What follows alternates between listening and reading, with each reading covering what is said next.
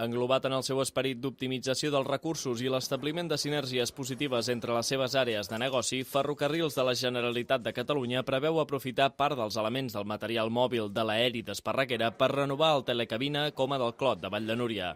Aquesta actuació permetrà mantenir més de 20 llocs de treball de l'alberg de joventut situat a dalt del telecabina i assegurar-ne el seu futur.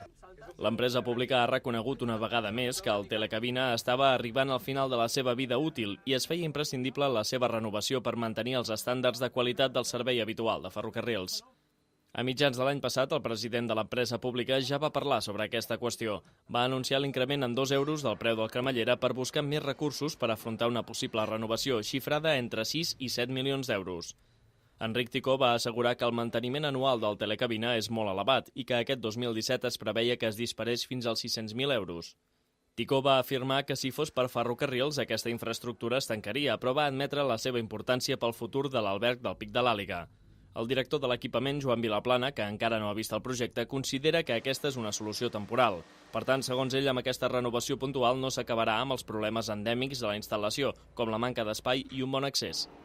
La infraestructura bàsica de l'aeri d'Esparreguera, com per exemple les pilones, es mantindran en la seva ubicació actual.